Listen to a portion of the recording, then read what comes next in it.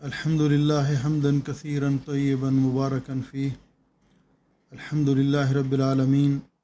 والصلاة والسلام علی سید الانبیاء والمرسلین نبینا محمد خاتم النبیین وعلی آلہ الطیبین الطاہرین واصحابہ الغر المیامین ومن تبعہم بإحسان الی یوم الدین اما بعد اللہم انفعنا بما علمتنا وعلمنا ما ينفعنا وزدنا علما رب اشرح لی صدری ویسر لی امری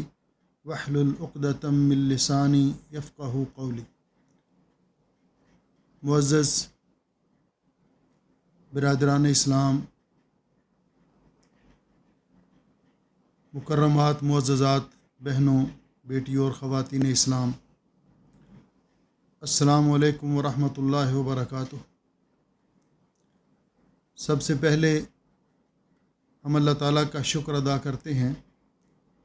کہ اس محسن حقیقی نے اپنے فضل و رحمت سے ہمیں اس دینی پروگرام میں دین کا علم سیکھنے اور سکھانے کے حوالے سے جمع ہونے کا موقع فراہم کیا ہے۔ اللہ رب العزت کی بارگاہ میں دعا ہے کہ اللہ سبحانہ و تعالی ہمارا اس پروگرام میں شریک ہونا قبول و منظور فرمائے، ہمارے لیے خیر و برکت کا باعث بنائے، ہمیں علم نافع عطا فرمائے اور عمل صالح کی توفیق عطا فرمائے، اور اللہ سبحانہ و تعالی نے دین کا علم سیکھنے اور سکھانے والوں کے لیے جن جن انعامات کا وعدہ کیا ہے، اللہ رب العزت ہمیں ان انعامات سے نوازے۔ اس کے بعد میں اس پروگرام کو منعقد کرنے والے مرکزی جمعیت اہل حدیث کے احباب، ان کا بھی شکر گزار ہوں کہ انہوں نے مجھے بھی اس پروگرام میں شرکت کا موقع دیا،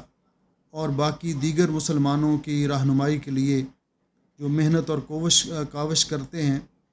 جو سعی و کوشش کرتے ہیں، اللہ سبحانہ و تعالی ان کی ان جہود و مساعی کو قبول و منظور فرمائے، اور یہ اس پروگرام کو دن دگنی اور رات چوگنی ترقی نصیب فرمائے، رہتی دنیا تک جاری و ساری رکھے، اور اس پروگرام کے لیے محنت کرنے والوں کے لیے صدقہ جاریہ بنائے۔ آج کا ہمارا موضوع جو مجھے دیا گیا ہے وہ ہے عشرہ ذو الحجہ کے فضائل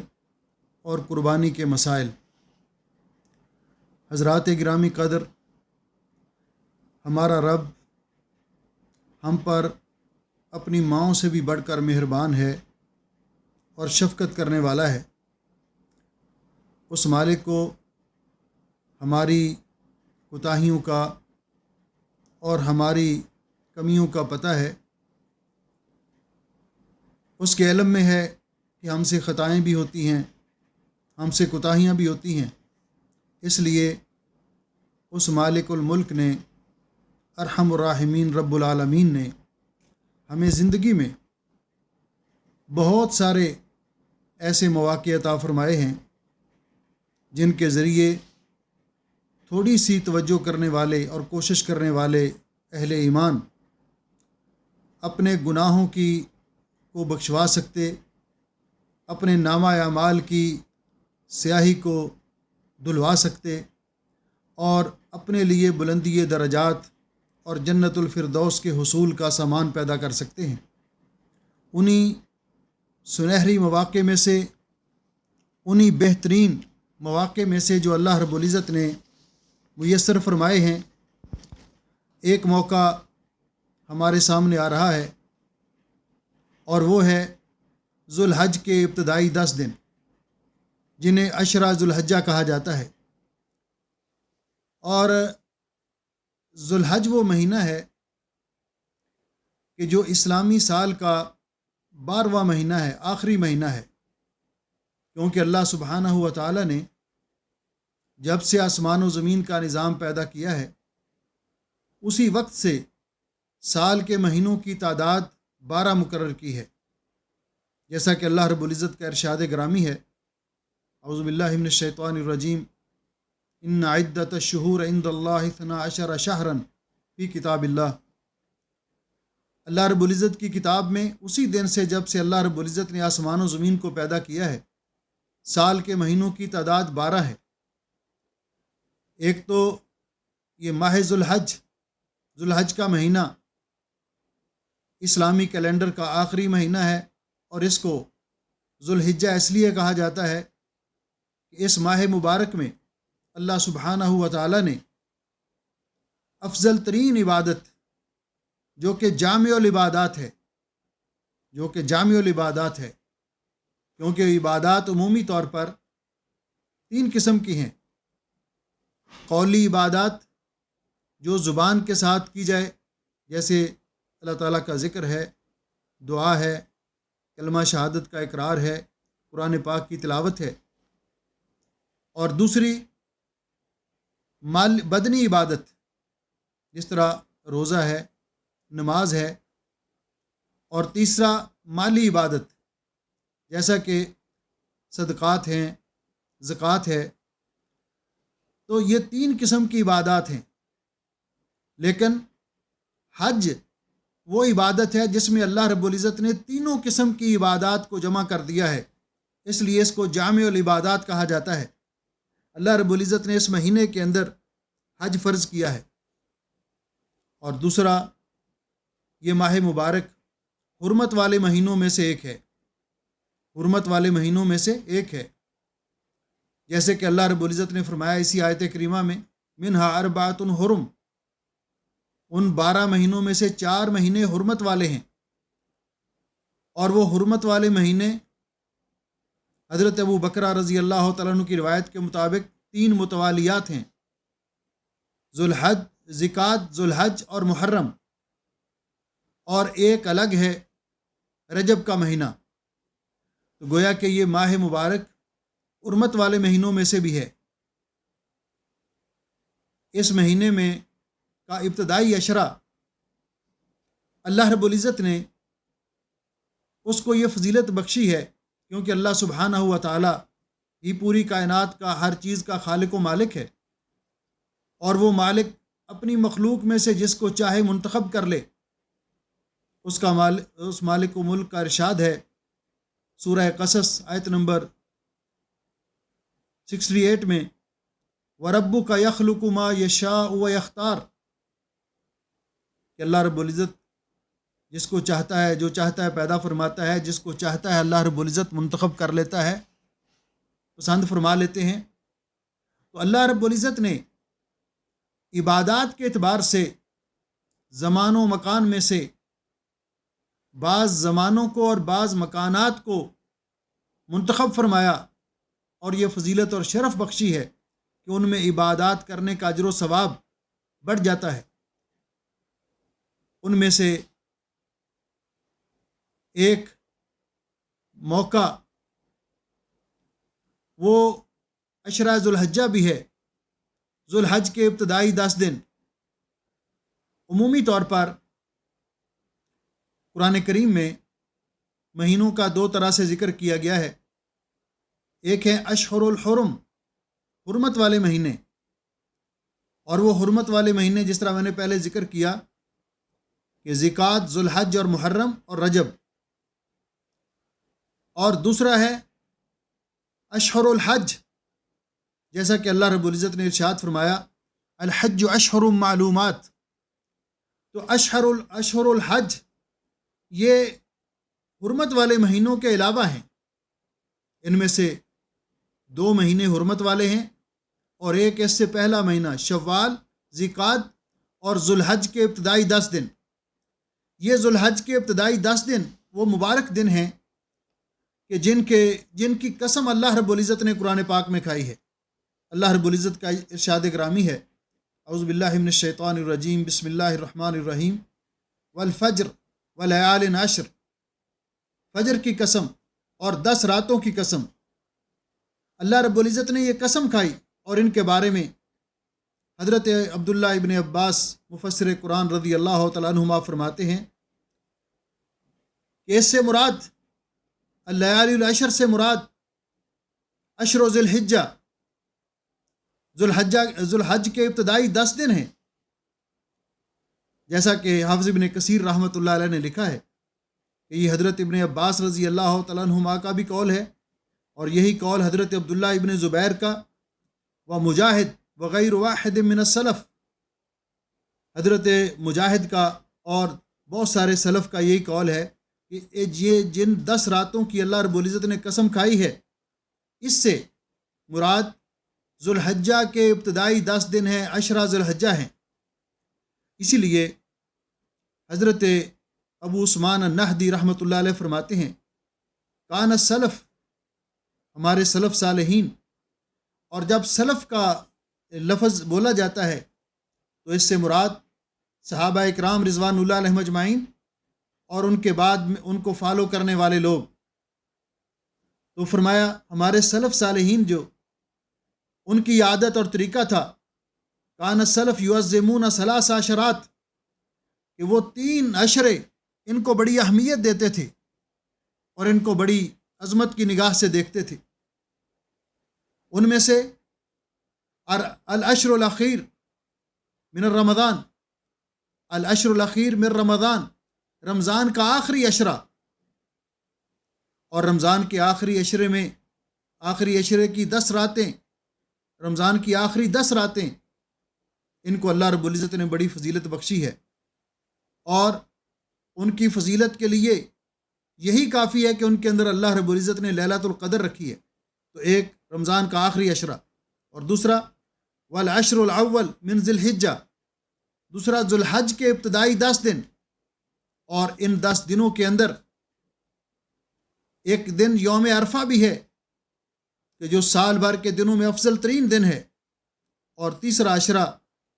والعشر الاول من المحرم، محرم کے ابتدائی 10 دن۔ حافظ ابن حجر رحمۃ اللہ علیہ عشرہ ذوالحجہ کی فضائل پر تبصرہ کرتے ہوئے فرماتے ہیں فتح الباری میں، والذی یظہر ان السبب فی امتیاز عشر ذی الحجہ، کہتے ہیں جو بات معلوم ہوتی ہے اور واضح ہے کہ عشرہ ذوالحجہ کو یہ مقام اور مرتبہ جو اللہ نے دیا ہے، یہ امتیاز اور خصوصیت جو اللہ رب العزت نے عطا کی ہے، لمکان اجتماع امہات العبادت فی، اس لیے کہ اس کے اندر اللہ رب العزت نے بڑی بڑی عبادات کو جمع کر دیا ہے، اس کے اندر اللہ رب العزت نے بڑی بڑی عبادات کو جمع کر دیا ہے، اور وہ ہیں وہی الصلاۃ والصیام والصدقۃ والحج، اس میں نفلی نمازیں، نفلی روزے، صدقہ و خیرات کرنا، اور حج جیسی عظیم عبادت اللہ رب العزت نے ان دنوں کے اندر رکھی ہے۔ حضرت جابر بن عبداللہ رضی اللہ تعالیٰ عنہ روایت کرتے ہیں، ان جابر رضی اللہ تعالیٰ عنہ ان رسول اللہ صلی اللہ علیہ وسلم قال، کہ رسول اکرم صلی اللہ علیہ وسلم نے ارشاد فرمایا، افضل ایام الدنیا العشر، یعنی عشرہ ذی الحجہ، کہ سال بھر کے دنوں میں افضل ترین دن یہ ذوالحج کے ابتدائی 10 دن ہیں، عشرہ ذی الحجہ ہیں۔ قیلا ولا مثلہن فی سبیل اللہ، جب رسول اکرم صلی اللہ علیہ وسلم سے سوال کیا گیا کہ کیا اللہ کی راہ میں جہاد کرنا وہ بھی ان کی طرح نہیں ہے، تو آپ نے فرمایا ولا مثلہن فی سبیل اللہ، ان کے اندر عبادت کرنا یہ اللہ کی راہ میں جہاد سے بھی افضل ہے، الا رجل افر وجہہ بالتراب، سوائے اس شخص کے کہ جو اللہ کی راہ میں جہاد کے لیے نکلا اور وہاں اللہ کی رضا کے لیے اس نے اپنی جان قربان کر دی، تو اس کا مقابلہ تو کوئی نہیں کر سکتا، وگرنہ یہ اس سے بھی افضل ہے۔ اور دوسری روایت جو بخاری اور مسلم میں ہے، اور یہ روایت ابو داؤد کے اندر ہے، ان ابن عباس رضی اللہ تعالیٰ عنہما، حضرت عبداللہ ابن عباس رضی اللہ تعالیٰ عنہما روایت کرتے ہیں کہ نبی پاک صلی اللہ علیہ وسلم نے فرمایا، ما من ایام العمل الصالح فیہن احب الی اللہ من ہذہ الایام العشر، سال کے دنوں میں کوئی دن ایسے نہیں ہیں جن کے اندر عبادت کرنا اللہ تعالیٰ کو اس قدر محبوب اور پسند ہو جتنا کہ ان 10 دنوں کے اندر عبادت کرنا اللہ رب العزت کو محبوب اور پسند ہے۔ آپ سے پوچھا گیا فقالوا یا رسول اللہ ولل جہاد فی سبیل اللہ، کیا اللہ کی راہ میں جہاد کرنا اس کا بھی اتنا مقام نہیں ہے؟ تو رسول اکرم صلی اللہ علیہ وسلم نے فرمایا ولل جہاد فی سبیل اللہ، نہ اللہ کی راہ میں جہاد کرنے سے بھی افضل ہے، الا رجل خرج بنفسہ ومالہ، سوائے اس شخص کے کہ جو اللہ کی راہ میں جہاد کے لیے نکلتا ہے، اپنا مال بھی خرچ کرتا ہے اور اپنی جان بھی قربان کر دیتا ہے، اپنی جان بھی اللہ کی راہ میں پیش کر دیتا ہے، اس کا مقابلہ تو کوئی نہیں کر سکتا، سوائے اس شخص کے جو اپنے مال اور جان کے ساتھ نکلا فلم یرجع من ذالک بشیء، لیکن ان میں سے کوئی چیز لے کر واپس لے کر نہیں لوٹا، مال بھی اللہ کی راہ میں خرچ ہو گیا، فی سبیل اللہ خرچ ہو گیا، اور اس کی جان بھی اللہ کی راہ میں قربان ہو گئی۔ اس لیے یہ دن بڑے مبارک دن ہیں، ان کے اندر عبادت کرنا اللہ رب العزت کو بہت زیادہ محبوب اور پسندیدہ ہے۔ یہ نیکی کمانے کے دن ہیں، اللہ رب العزت نے ہمیں میسر کیے ہیں، اور حقیقت یہ ہے کہ اللہ رب العزت نے جو مواقع میسر کیے ہیں ان کو غنیمت جاننے کے لیے، ان سے استفادہ کرنے کے لیے جو لوگ محنت کرتے ہیں اور کوشش کرتے ہیں تو وہ اپنا مقصود حاصل کر بھی لیتے ہیں، اور جو غفلت، سستی اور کوتاہی کے اندر یہ دن گزار دیں، اور وقت بڑی تیزی سے گزر جاتا ہے، انسان کی زندگی میں وقت بڑی اہمیت کا حامل ہے، ہمارا جو سانس ہم لے رہے ہیں یہ ہماری زندگی کو کم کر رہا ہے، جو دن بھی گزر رہا ہے ہمیں اپنے انجام کی طرف لے جا رہا ہے۔ اس لیے ہمیں کوشش کرنی چاہیے کہ اللہ سبحانہ و تعالی ہمیں جو بھی موقع نیکی کمانے کا عطا فرمائے اس کے لیے سنجیدگی کے ساتھ، عزم مصمم کے ساتھ اپنے آپ کو تیار کرنا چاہیے اور اس سے استفادہ کرنا چاہیے۔ تو میں عرض کر رہا تھا کہ انہی مبارک دنوں کے اندر، عشرہ ذو الحجہ کے اندر ایک دن یوم عرفہ بھی ہے، اور یوم عرفہ 9 ذو الحج کا دن سال کے تمام دنوں سے افضل دن، جیسا کہ حضرت جابر بن عبداللہ رضی اللہ تعالیٰ عنہ سے روایت ہے، نبی پاک صلی اللہ علیہ وسلم نے فرمایا ما من یوم افضل عند اللہ من یوم عرفہ، اللہ تعالیٰ کے ہاں سال کے دنوں میں سے کوئی دن یوم عرفہ سے افضل نہیں ہے۔ اور آپ جانتے ہیں کہ یوم عرفہ کون سا دن ہے؟ یہ وہ مبارک دن ہے کہ جب حجاج کرام میدان عرفات میں وقوف کرتے ہیں، اور اس دن میں یوم عرفہ میں میدان عرفات میں 9 ذی الحج کو وقوف کرنا، رسول اکرم صلی اللہ علیہ وسلم نے اسی کو حج قرار دیا۔ الحج عرفہ، حج کی بنیادی رکن حج کا وہ میدان عرفات میں وقوف کرنا ہے۔ تو فرمایا کہ اللہ تعالیٰ کے ہاں یوم عرفہ سے افضل کوئی دن نہیں ہے۔ ینزل اللہ تعالیٰ الی سماء الدنیا، اللہ تعالیٰ اس دن میں آسمان دنیا پہ نزول فرماتے ہیں جیسے اللہ تعالیٰ کی شان کو لائق ہے، اور یہ اللہ رب العزت کی صفات میں سے ایک صفت ہے جس کو ہم من و عن اس پر ایمان لاتے ہیں، بغیر اس کی کیفیت بیان کیے، بغیر اس کی تعویل کیے، بغیر اس کا انکار کیے، بغیر اس کی تحریف کی، اس میں تحریف کیے، جیسے اللہ جل شانہ کو لائق ہے وہ آسمان دنیا پہ نزول فرماتے ہیں۔ فَيُبَاحِ بِأَهْلِ الْأَرْضِ أَهْلَ السَّمَاءِ، اور اس وقت جو میدان عرفات میں لوگ وقوف کر رہے ہوتے ہیں، اللہ تعالیٰ ان کے حوالے سے فرشتوں کے سامنے فخر کرتے ہیں۔ اللہ رب العزت جس طرح کہ ام المومنین عائشہ رضی اللہ تعالیٰ عنہ فرماتی ہیں کہ اس دن میں ایک تو اللہ رب العزت فخر کرتے ہیں، اللہ تعالیٰ پوچھتے ہیں کہ میرے یہ بندے آئے ہیں شعثاً غبرا، جن کے بال بکھرے ہوئے، احرام گرد سے اٹے ہوئے، اور یہاں میدان عرفات میں اب تو بہت سہولتیں، اللہ تعالیٰ سعودی حکومت کو جزائے خیر عطا فرمائے کہ انہوں نے حجاج اور معتمرین کے لیے بہت ساری سہولتیں پیدا کر دی ہیں، اور اللہ تعالیٰ کی بارگاہ میں ہم دعا بھی کرتے ہیں، میں بھی اور آپ بھی، اور ہمیشہ ہمیں یہ دعا کرنی چاہیے کہ اللہ رب العزت اس وقت دنیا پہ یہ جو وبائی مرض پھیلا ہوا ہے کرونا اور اس کی مختلف شکلیں، اللہ تعالیٰ ہمیں اس سے نجات عطا فرمائے، اس کے نقصانات اور اثرات سے ہم کو محفوظ رکھے، اور اللہ سبحانہ و تعالیٰ پہلے سے زیادہ حالات کو بہتر بنا دے، اور بیت اللہ شریف کے لیے جانے کے راستے ہمارے لیے آسان کر دے اور کھول دے، اور پہلی رونقیں بحال کر دے۔ تو اس وقت تو سہولتیں، اس سے پہلے جب یہ سہولتیں موجود نہیں تھیں، آپ اندازہ فرمائیں کہ اس وقت بھی اور آج بھی یہی کیفیت ہوتی ہے حجاج کرام کی میدان عرفات میں۔ ایک دفعہ ہمارے بزرگ شاعر، اللہ تعالیٰ ان کی قبر منور فرمائے، اللہ تعالیٰ ان کی مغفرت فرمائے، مولانا علی محمد سمسام صاحب، وہ حج کے لیے گئے۔ اس سال سعودی عرب کے فرما روا جو اس وقت تھے وہ امیر حج تھے، تو اس وقت بالکل بہت پرانی بات ہے، تو انہوں نے وہاں جو منظر دیکھا تو وہ دیکھ کر انہوں نے اس پر ایک نظم لکھی، وہ ننگے سر غبار آلود کیا پہنے لباس آیا، وہ روتا مانگتا سائل میرے داتا کے پاس آیا، پرے دیکھو وہ صف باندھے جماعت ہے امیروں کی، وزیروں بادشاہوں کی مگر شکلیں فقیروں کی۔ ایک جیسا لباس پہن کر اللہ کی بارگاہ میں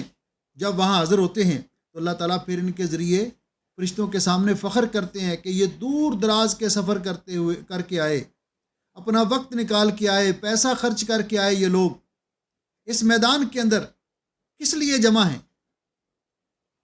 تو ایک تو اس دن کو یہ شرف اور فضیلت حاصل ہے، اور دوسرا اس دن ام المومنین عائشہ صدیقہ طیبہ طاہرہ رضی اللہ تعالیٰ عنہ روایت فرماتی ہیں کہ رسول اکرم صلی اللہ علیہ وسلم نے فرمایا، ما من یوم اکثر من ان یعتق اللہ فیہ عبدا من النار من یوم عرفہ، کوئی اور دن ایسا نہیں سال کے دنوں میں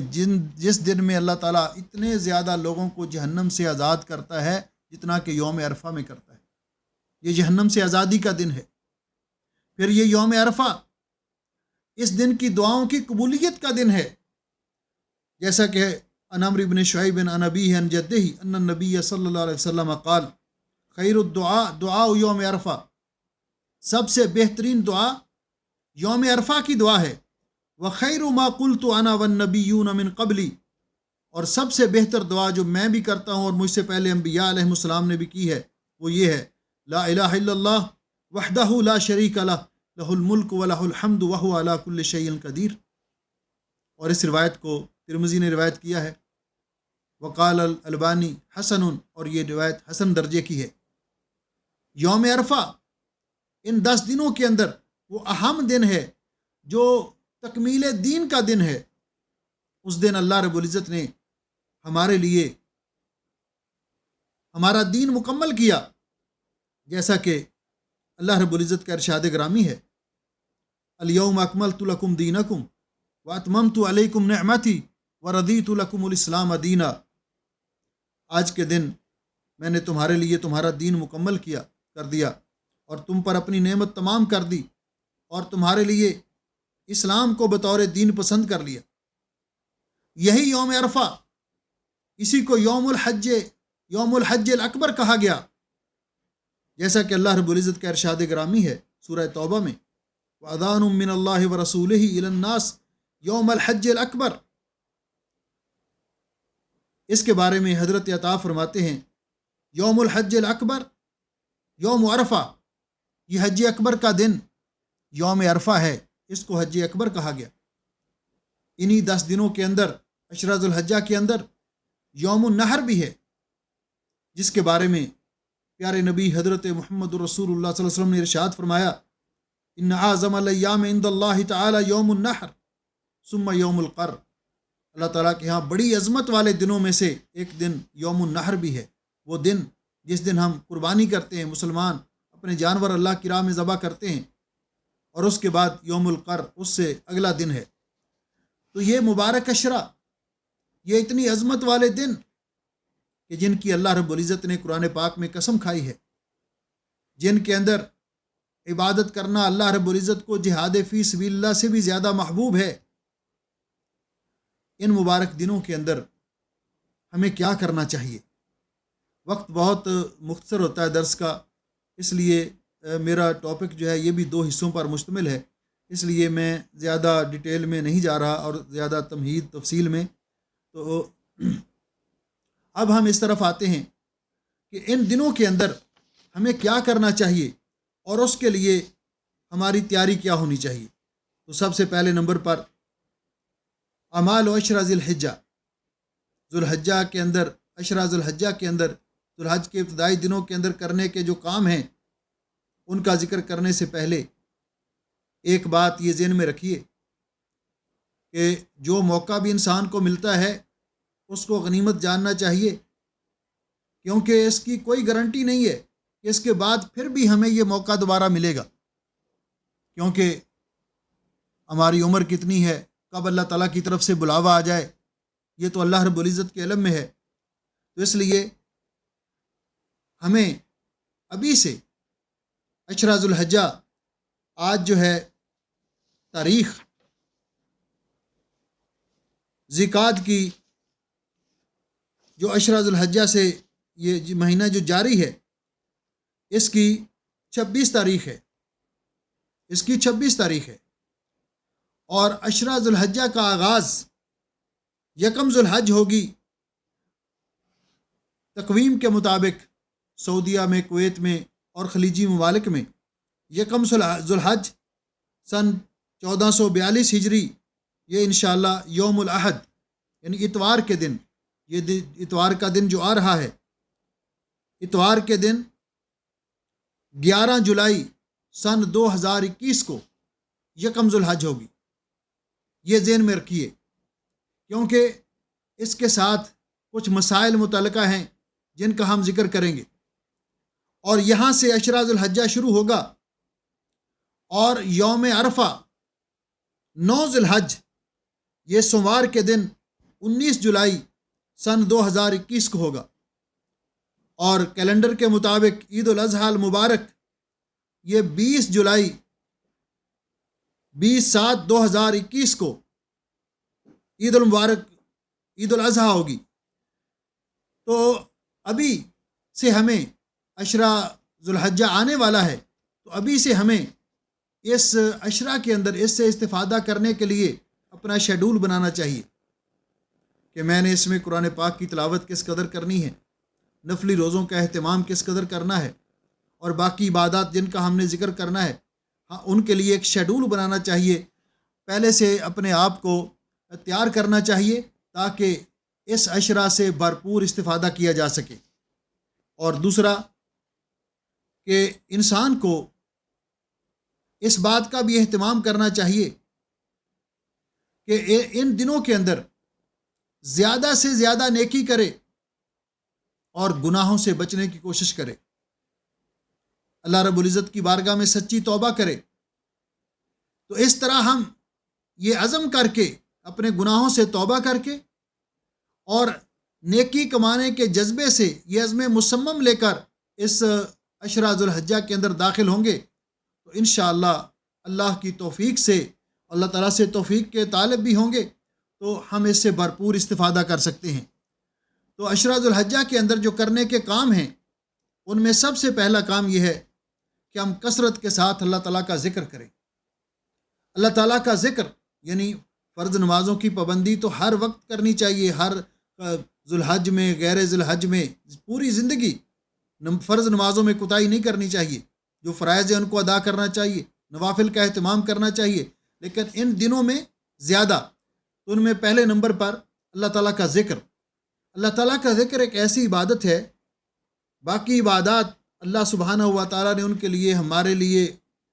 ان عبادات کے حوالے سے کوئی نہ کوئی لمٹ مقرر کی ہے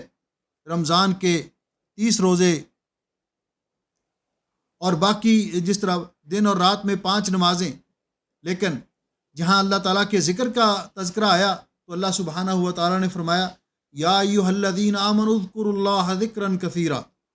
اے ایمان والو اللہ تعالیٰ کو بہت زیادہ یاد کرو۔ اس کے لیے لمٹ نہیں ہے، جتنا زیادہ سے زیادہ اللہ تعالیٰ کا ذکر کیا جا سکے انسان کو کرنا چاہیے۔ ام المومنین سید عائشہ صدیقہ طیبہ طاہرہ رضی اللہ تعالیٰ عنہ بیان فرماتی ہیں رسول اکرم صلی اللہ علیہ وسلم کے حوالے سے، کان یذکر اللہ فی کل احیانہ، آپ ہر وقت اللہ تعالیٰ کو یاد کرتے تھے۔ اور نبی علیہ السلام نے صحابی کو بھی یہی نصیحت کی تھی، لا یزال لسانک رطبا بذکر اللہ، آپ کی زبان ہمیشہ اللہ تعالیٰ کے ذکر سے تر رہنی چاہیے۔ تو اللہ کا ذکر کرنا چاہیے، اور اس لیے کہ یہ اللہ تعالیٰ کی معیت، اللہ تعالیٰ کی نصرت، اللہ تعالیٰ کا فضل و کرم، اس کی رحمت کے حصول کا بہترین ذریعہ ہے۔ اس مالک الملک نے خود فرمایا ہے فاذکرونی اذکرکم،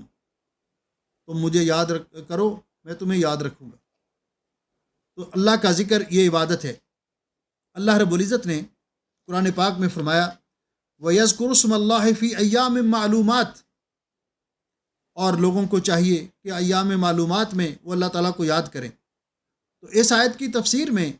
مفسر قرآن سیدنا حضرت عبداللہ ابن عباس رضی اللہ تعالیٰ عنہما فرماتے ہیں کہ اس سے مراد الایام العشر، ذوالحجہ کے ابتدائی 10 دن ہیں۔ ان عبداللہ ابن عمر رضی اللہ تعالیٰ عنہما، حضرت عبداللہ ابن عمر رضی اللہ تعالیٰ عنہما روایت فرماتے ہیں کہ رسول اکرم صلی اللہ علیہ وسلم نے فرمایا ما من ایام اعظم عند اللہ ولا احب الیہ العمل فیہن من هذه الایام العشر، اللہ تعالیٰ کے ہاں ان 10 دنوں سے زیادہ عظمت والے اور کوئی دن نہیں ہے، اور ان کے اندر جتنی زیادہ عبادت اللہ کو محبوب ہے باقی دنوں کی نسبت بہت زیادہ ان دنوں کے اندر عبادت اللہ کو محبوب ہے۔ اور اس کے بعد فرماتے ہیں فاکثروا فیہن من التسبیح والتکبیر والتحمید، ان دنوں کے اندر اللہ تعالیٰ کا ذکر کرو، اس کی تسبیح سبحان اللہ والحمد للہ اللہ اکبر، اللہ تعالیٰ کی تسبیح بیان کرو، تکبیر بڑائی بیان کرو، تحمید بیان کرو۔ اور یہ جو ذکر ہے حضرت سمرہ ابن جندب رضی اللہ تعالیٰ عنہ بیان کرتے ہیں، اور یہ عبادات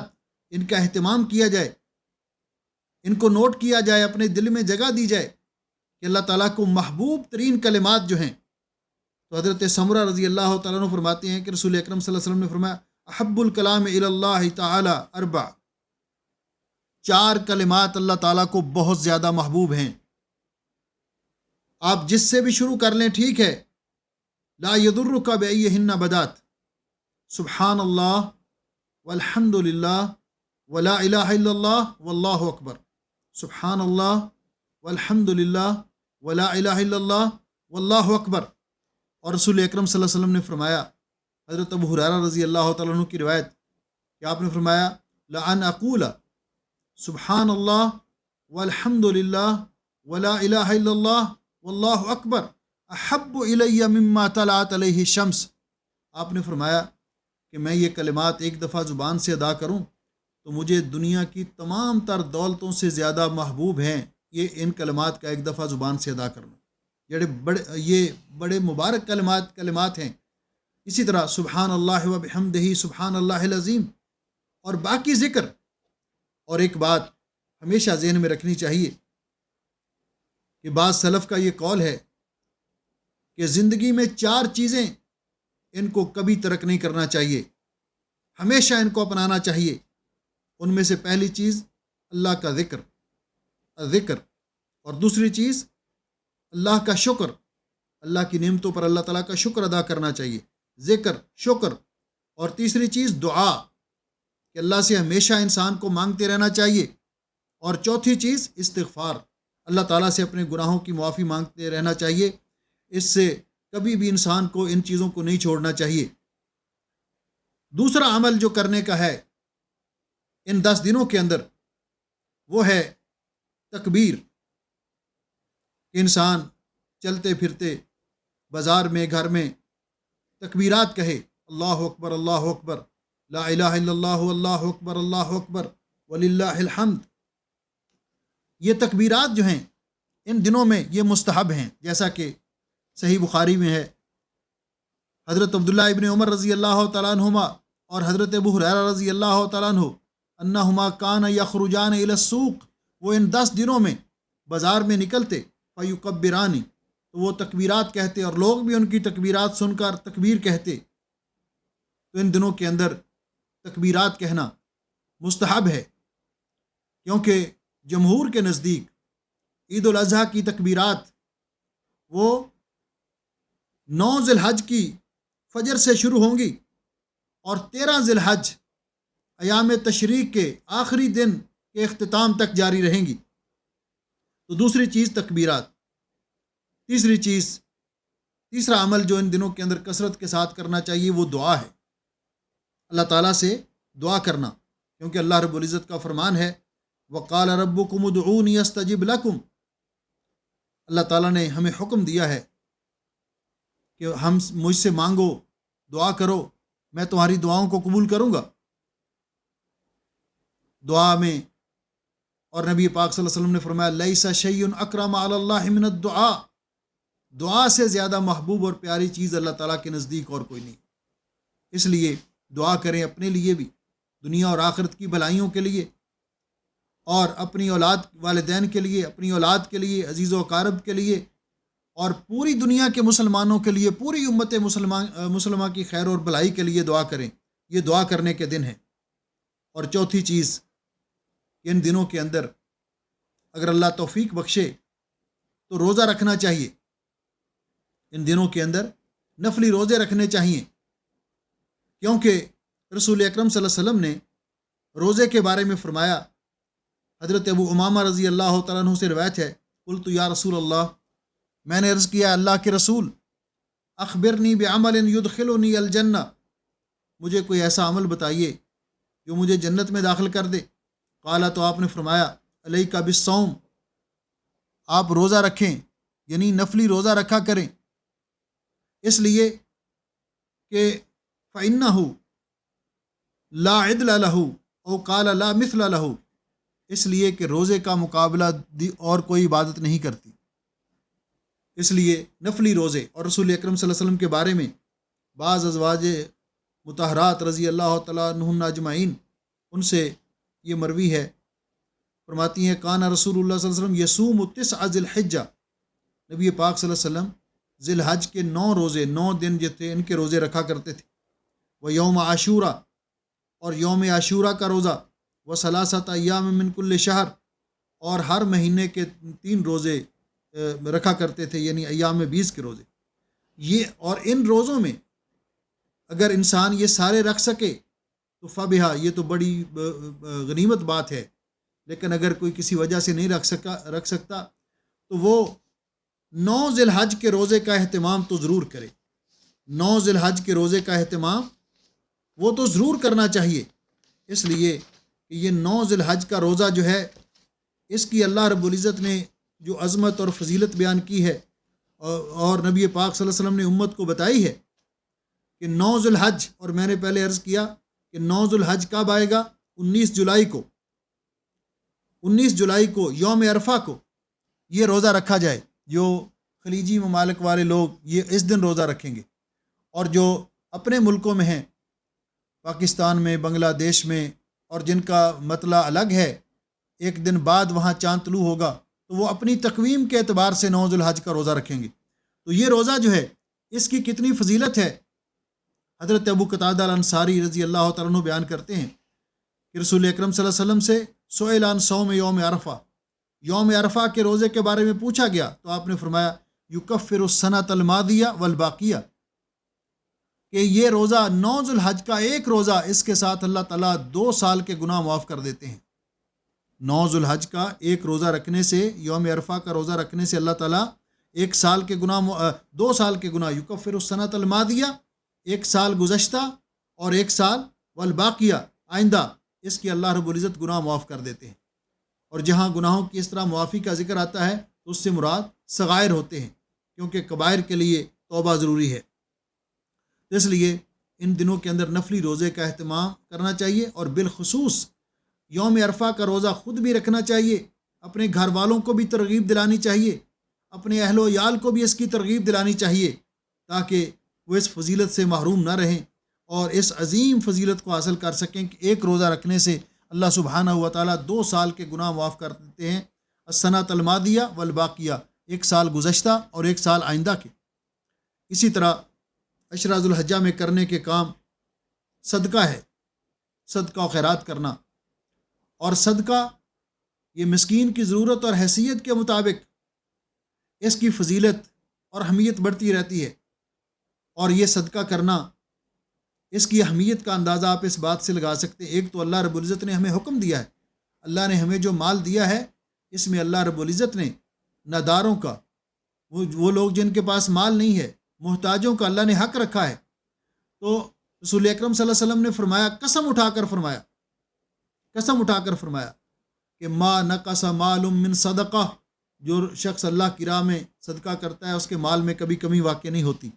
تو حضرت عقبہ ابن عامر رضی اللہ تعالیٰ عنہ بیان فرماتے ہیں، قال رسول اللہ صلی اللہ علیہ وسلم، رسول اکرم صلی اللہ علیہ وسلم نے ارشاد فرمایا، ان الصدقۃ لا تطفی عن اہلھا حر القبور، صدقہ جو ہے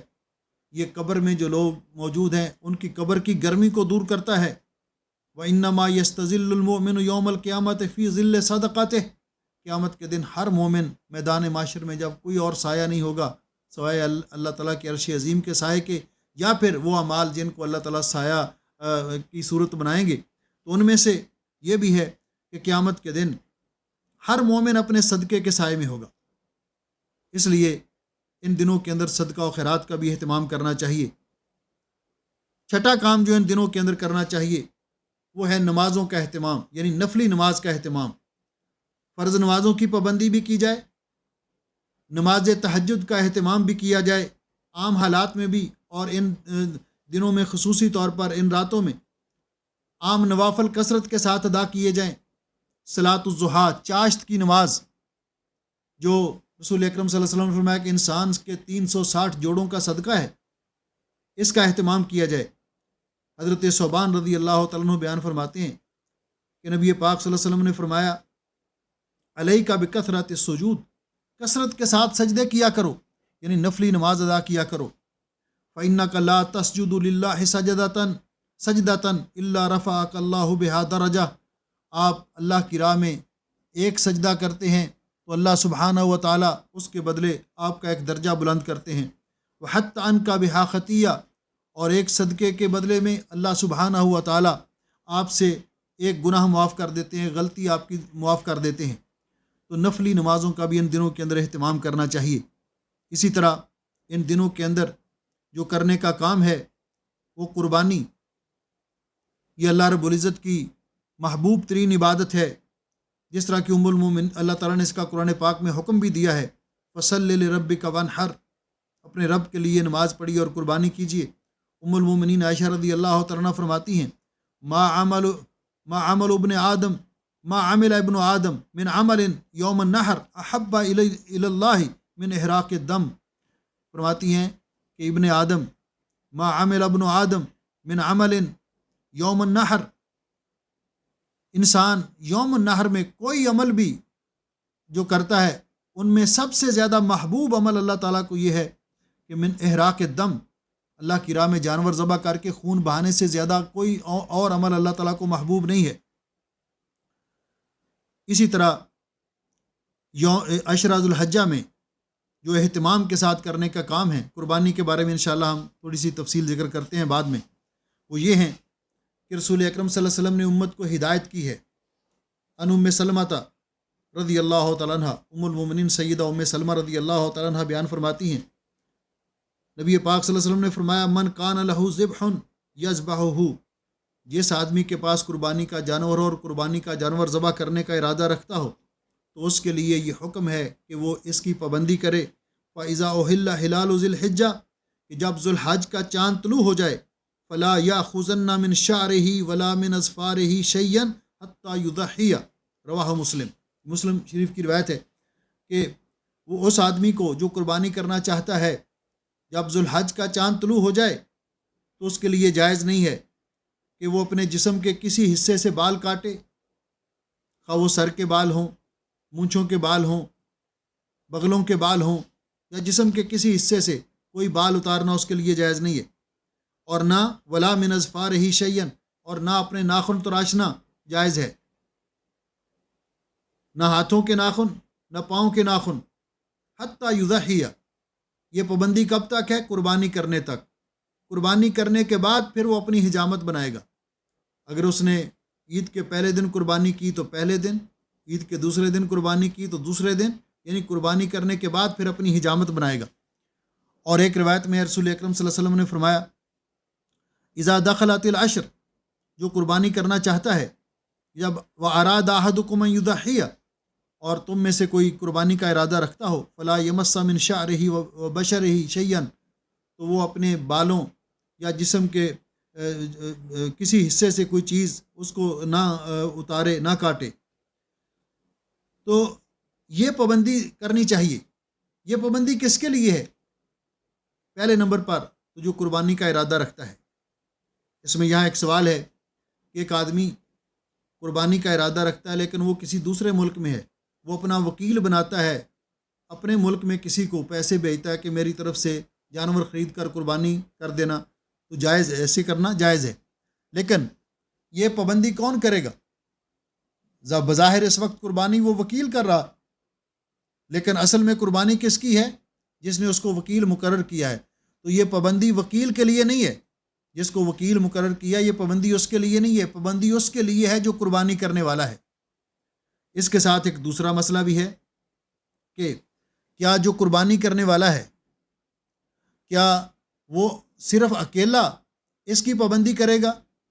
کہ وہ اپنے بال نہیں کاٹے گا، اپنے ناخن نہیں تراشے گا، یا کہ اس کے گھر کے تمام افراد، ان کے لیے بھی یہ حکم ہے؟ اور یہ حکم جو ہے یہ وجوب کے لیے ہے یا استحباب کے لیے ہے؟ تو پہلی بات یہ یاد رکھیے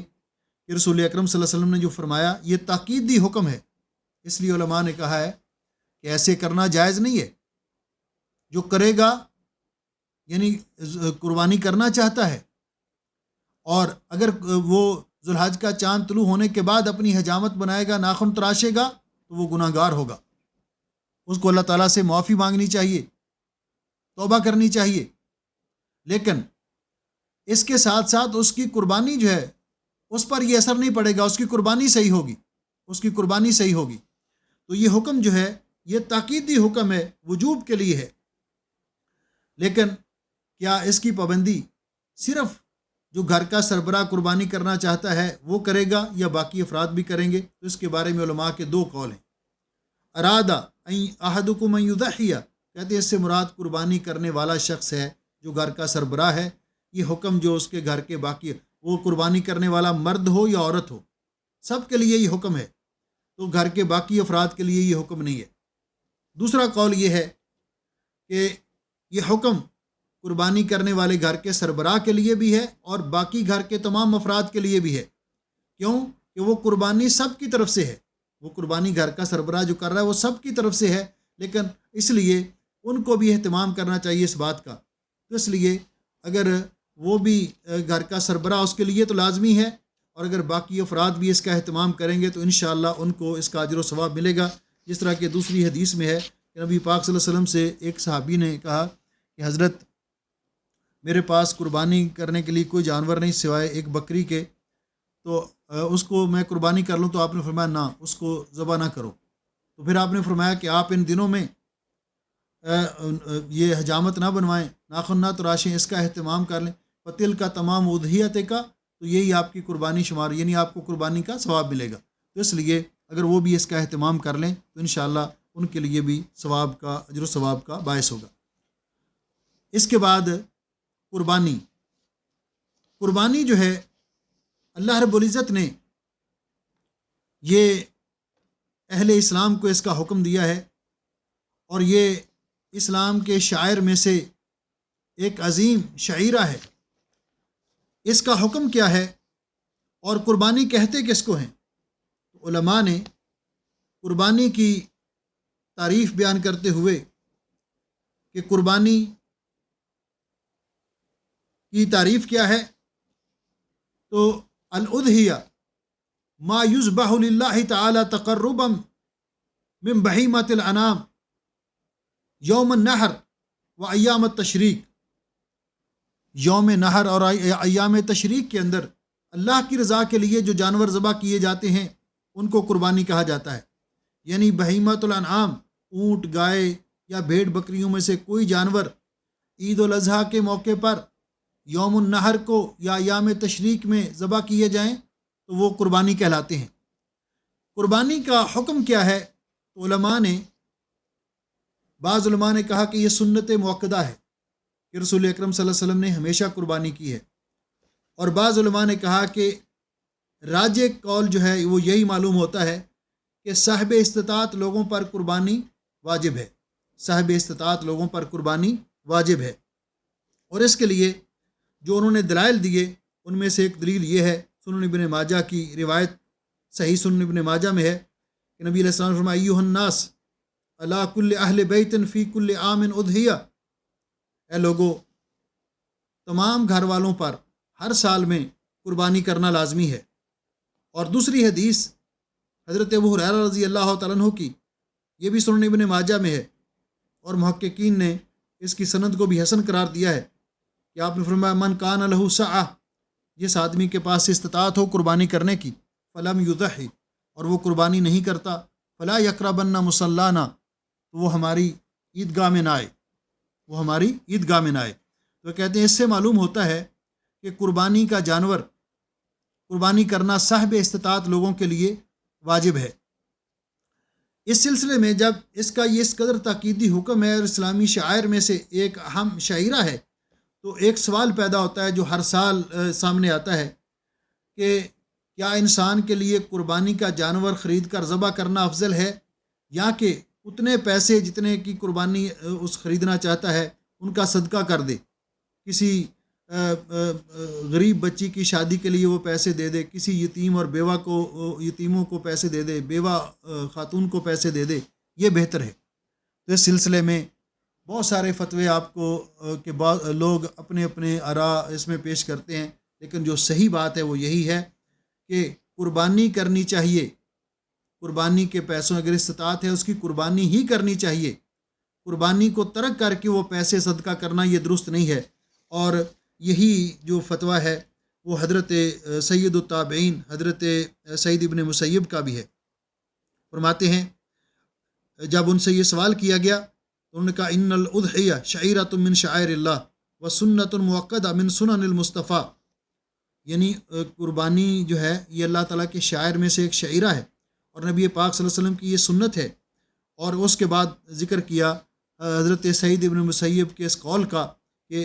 इमाम अब्दुल रज़ाक ने बयान किया है कि हज़रत सईद इब्न मुसय्यब फरमाते हैं लान उदही या बिशातिन, अगर मैं एक बकरी की कुर्बानी करूं, उसको ईद उल अज़हा के मौके पर ज़बह करूं, अहब्बु इलैया मिन अन अतसद्दक़ बिमिअति दिरहमिन, तो मुझे वो 100 दिरहम अल्लाह की राह में सदका करने से ज़्यादा महबूब और पसंदीदा है। 100 दिरहम अल्लाह ताला की राह में सदका करने से ज़्यादा महबूब और पसंदीदा है। इसलिए कुर्बानी ही करनी चाहिए। और ये कुर्बानी जो है इसके लिए चंद शराइत हैं जिनका मैं बिलिख्तिसार ज़िक्र कर देता हूँ। उलमा ने इसके लिए बाज़ शराइत ज़िक्र की, उनमें से पहली शर्त यह है कि कुर्बानी ये बहीमतुल अनआम में से हो, बहीमतुल अनआम में से, और वो 8 जानवर हैं जो नस्से कतई से साबित हैं जिनका जिक्र कुरान पाक में अल्लाह रब्बुल इज़्ज़त ने किया, थमानियत अज़वाज। तो ये बहीमतुल अनआम क्या है? ऊँट है, गाय है और बकरी है, और इसकी दोनों किस्में हैं, यानी माज है और दान है। माज के अंदर बकरी और दान से मुराद दुम्बा या छतरा और उनकी मुअन्नस। इन जानवरों की मुज़क्कर और मुअन्नस तो ये की जाए, ये कुर्बानी की शराइत में से पहली शर्त है, क्योंकि अल्लाह रब्बुल इज़्ज़त ने इसी का कुरान पाक में हमें हुक्म दिया है लियज़्कुरु स्मल्लाहि अला मा रज़क़हुम मिन बहीमतिल अनआम। तो बहीमतुल अनआम से यही मुराद है, यही जानवर, और इन्हीं की कुर्बानियाँ रसूल अकरम सल्लल्लाहु अलैहि वसल्लम ने की हैं। इस सिलसिले में एक मसला ज़िम्न में आ जाता है कि क्या भैंस इसकी कुर्बानी करना ये भी शरई तौर पर साबित है? तो भैंस हलाल जानवर है, उसका दूध हलाल है, اس کا گوشت کھانا حلال ہے، لیکن اس کی قربانی کرنا، اس کے بارے میں اختلاف ہے۔ صحیح اور راجح موقف یہی معلوم ہوتا ہے کہ قربانی کے سلسلے میں احتیاط ہے کہ بھینس کی قربانی نہ کی جائے۔ قربانی انہی جانوروں کی جائے جو نص سے ثابت ہیں، یعنی اونٹ مذکر اور مؤنث، گائے مذکر اور مؤنث، بکری مذکر اور مؤنث، دمبا یا چھترا مذکر اور مؤنث، ان کی قربانی کی جائے۔ صرف مشابہت اور کہنا نوع من البقر تو یہ کافی نہیں ہے،